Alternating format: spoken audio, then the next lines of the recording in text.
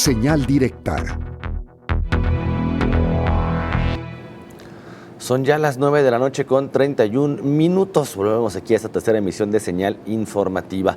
Hoy es 14 de marzo y hoy es el Día Mundial por los Ríos. Y sobre este tema vamos a platicar con María González, coordinadora del área de defensa del territorio de IMDEC. María, ¿cómo estás? Buenas noches. Hola, Víctor. Buenas noches. Oye, María, pues me gustaría comenzar, pues como dicen, por el inicio. ¿Cómo estamos justamente en tema de ríos y lagunas aquí en Jalisco?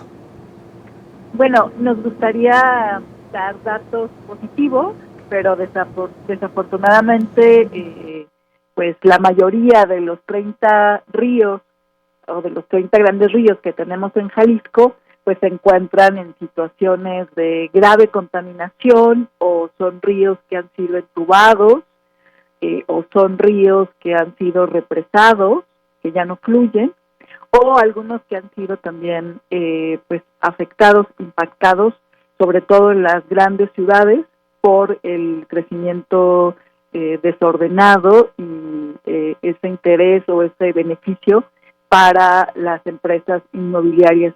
Entonces, hoy en el Día Mundial por los Ríos, la situación de los ríos en Jalisco es preocupante, y este es un tema fundamental porque los ríos pues son los principales proveedores de agua dulce en el planeta, y pues nos estamos agotando estas fuentes, estas venas que representan para la madre tierra, para el planeta, y se sigue no solamente en Jalisco, sino en todo el país, con un modelo de gestión de agua que destruye ecosistemas, que destruye los ríos, que afecta, digamos, por ejemplo, hay un dato que nos parece alarmante sobre las especies de agua dulce que han disminuido por la afectación a los ríos, y a nivel, digamos, del planeta han disminuido en un 83% desde el año 1970, y esto tiene que ver con, sobre todo, es una disminución al doble que las especies terrestres o que las especies marinas. Y este solo es un dato de la gravedad, digamos, de estos grandes intereses económicos, por ejemplo, al construir una represa y tapar el flujo natural de un río, tiene evidentemente una afectación en los ecosistemas, o por ejemplo al vertir sustancias peligrosas, tóxicas a un río, que ponen en riesgo a todas sus especies, pero también a la salud de las poblaciones alrededor. Y bueno, Jalisco pues representa en términos de ríos tóxicos primeros lugares a nivel nacional, con el caso del río Santiago. Y bueno, este día es muy importante porque en todo el mundo movimientos sociales, organizaciones, comunidades afectadas levantan la voz para exigir el saneamiento de los ríos, la recuperación, su regeneración y su protección.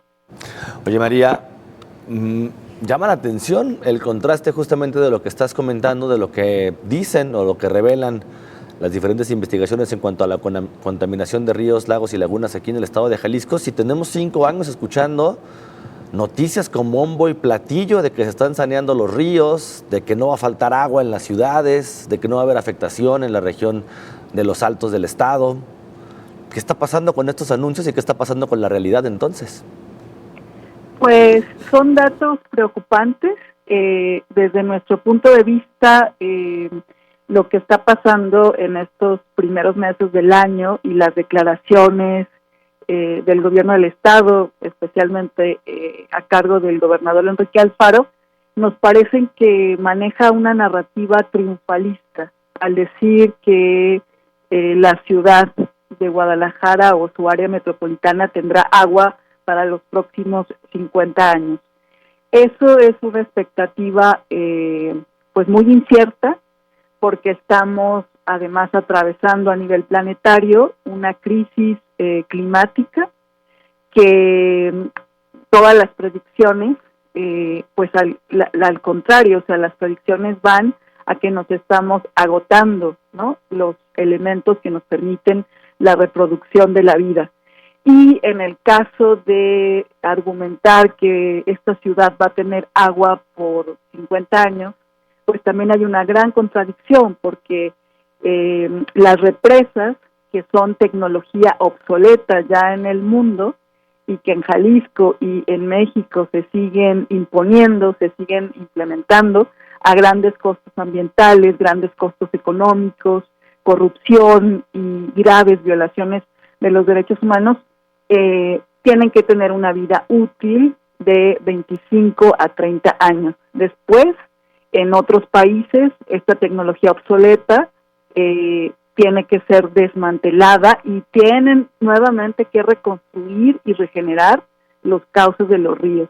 En el caso de la presa del Zapotillo, pues la lucha de las comunidades de Temacapulín, Acacico y Palmarejo, su principal motivo era no ser desplazados de manera forzosa y que su territorio no quedara bajo el agua. Pero sobre todo también lucharon contra la presa, porque no es una alternativa que respete los ecosistemas y la madre tierra. Entonces, aquí lo que tenemos es un río verde ya dañado, que desde luego al poner en operación la presa va a tener otros impactos, ¿no?, que lo van a dañar más, y repetimos la política de traer agua de cada vez más lejos a costos ambientales y sociales cada vez más altos. Y que además, perdón María, nada más ahí que haga un pequeño paréntesis, y que además nos damos cuenta que no está funcionando. Los tandeos continúan, por más que digan que no va a haber tandeos en la ciudad, por más que digan que esto va a solucionar un problema de las grandes ciudades, ignorando o dejando de lado a todo el resto de las poblaciones que existen en el estado. La realidad es que tampoco se ve una solución como tal. Lo que están haciendo, o por lo menos es lo que aparece a primera vista, es justificando estos tandeos diciendo que hay reparaciones constantes. Exactamente, o sea, nosotros lo que hemos documentado es que los tandeos y el negocio de la distribución del agua a través de pipas es una política permanente que implementa el gobierno del estado de Jalisco, o sea, tanto los municipios de su área metropolitana de Guadalajara como el sistema intermunicipal de agua potable y alcantarillado. Y esa política es contraria o es violatoria del derecho humano al agua, y nos parece que este argumento de decir que ahora con el agua que va a empezar a llegar de este primer acueducto de la presa del Salto a la presa del Calderón ya no va a haber tandeos, pues es una mentira, porque, o sea, el propio CIAPA reconoce, por ejemplo, la cantidad de servicios de pipas que tuvo que ofrecer en el año 2022. Nos refiere que fueron más de 4,000 servicios de pipas, y los municipios, sobre todo Tlajomulco, El Salto, Tonalá, Zapopan, reconocen que tienen una política de tandeos permanente. Entonces, ese argumento de que no hay tandeos nos parece también muy riesgoso y muy peligroso, sin perder de vista que estamos en un contexto electoral. Y en esa perspectiva, nosotros también, no estamos tan de acuerdo con que no se tome en serio la problemática de nuestros ríos, la problemática del agua en Jalisco, y se use el tema para beneficiar o para golpearse entre partidos y candidatos y candidatas, cuando definitivamente la realidad por la que atravesamos pues es grave. Y que además, María, por si esto no fuera poco, los tandeos se dan en colonias populares, nada más. Sí, por supuesto, o sea, estamos hablando que el agua, ¿no?, ya sea agua subterránea, agua de lagos o agua de represas, ¿no?, que viene de ríos y de escurrimientos, pues es agua que está acaparada cuando llega a las grandes ciudades con estos grandes costos sociales y ambientales. Luego después se entrega y es acaparada por grandes usuarios del agua que en el caso de Jalisco estamos hablando sobre todo de empresas cerveceras, de empresas refresqueras, de inmobiliarias, de empresas aguacateras o de toda los monocultivos de berries, y lo que vivimos es que no toda la población tiene acceso al agua potable en su casa. Entonces, el agua está acaparada en grandes volúmenes por unas pocas manos, mientras la población en general o padece situaciones de no tener acceso al agua o padece efectos de la contaminación ambiental, y eso ha significado pues la salud de las personas que están pues enfermando y muriendo en toda la parte del río Santiago y de la ribera del lago de Chapala. Entonces, cuando nos argumentan que hay escasez, la pregunta que nos tenemos que hacer las y los ciudadanos es: ¿escasez para quién? ¿Y qué realmente es lo que tendríamos que hacer para que todas y todos tuviéramos pues acceso al agua de los ríos, acceso al agua en general? Sí, María, y fíjate, pongo un ejemplo muy reciente. Vecinos de la colonia de Cañadas, aquí en la zona metropolitana de Guadalajara, que bueno, para la gente que no está enterada, que nos está escuchando en otros estados, bueno, pues es una colonia de alta plusvalía en la ciudad. Y bueno, los encargados, por así decirlo, de todos los Cañadas estaban proponiendo el año pasado, en temporada de calor justamente, que los vecinos dejaran de regar los patios porque estaban consumiendo mucha agua, o que lo cambiaran por pasto sintético. Era la opción que estaban dando. Entonces varios vecinos se organizaron y dijeron, bueno, pues quita el campo de golf, ¿no?, que tenemos, que además es un gran absorbente de agua en la ciudad. Y bueno, pues con eso los vecinos ya no volvieron a tener respuesta, pero tampoco les volvieron a prohibir absolutamente nada. Pongo esto como ejemplo, María, porque me parece que es muy claro las grandes cantidades de agua que se están destinando para ciertas cosas y las grandes carencias, como tú dices, en algunas colonias donde ni siquiera tienen agua potable. Estamos viendo que administración tras administración tras administración se promete y se ha prometido un saneamiento y una regulación a este problema, pero la verdad es que vemos que finalmente pues pareciera que el negocio es muchísimo más grande que el interés común. Sí, por supuesto. O sea, cuando hablamos de quiénes tienen acaparada el agua, ustedes pueden consultar, por ejemplo, una investigación reciente que tenemos en el instituto, que se llama Derroche, Desigualdad y Acaparamiento del Agua en el área metropolitana de Guadalajara. Y ahí van a poder encontrar los 50 mayores acaparadores del agua superficial y los 50 mayores acaparadores del agua subterránea, y son estos que ya mencionaba. Y ahí también aparecen los grandes fraccionamientos residenciales, porque efectivamente tienen albercas, tienen campos de golf, etcétera.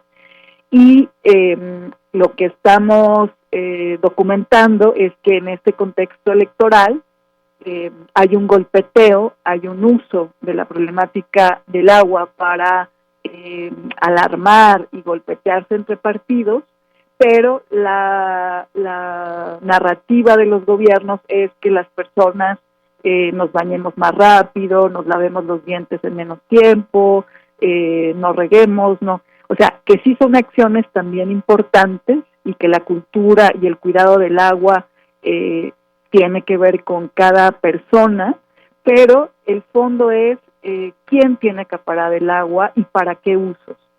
Y regresando al tema de la presa del Zapotillo y del acueducto El Salto Calderón, pues nos preguntamos, y es un desafío que queda para la ciudad después de la lucha de estos pueblos tan importante para no quedar bajo el agua, de estos pueblos campesinos de los Altos de Jalisco, ¿cómo se va a garantizar que realmente el agua que llegue del Zapotillo sea agua para la vida y no agua para los negocios? O sea, porque estos pueblos han dado una lucha tan importante a nivel de Jalisco, y no podemos permitir que esos grandes bloques de agua nuevamente se acaparen en pocas manos principalmente en las empresas inmobiliarias, y pues tengamos grande población en la ciudad, por ejemplo, que no tiene acceso al agua. Entonces, son desafíos importantes, son las preguntas, ¿no?, que realmente tenemos que hacernos como ciudadanas y ciudadanos, y pues cuidar, proteger, restaurar nuestros ríos, saber qué ríos pasan por nuestra casa, o sea, aunque sean ríos ya entubados, ríos invisibilizados, o sea, eso es algo muy importante para poder defenderlos. Bueno, pues ahí está. Y un día que nos puede servir de pretexto para analizarlo, María, pero es un tema que debemos de estar atendiendo de manera diaria y constante. Muchísimas gracias por atender esta entrevista. No, al contrario, Víctor, muchas gracias y buenas noches. Buenas noches también para ti. Es María González, coordinadora del área de defensa del territorio.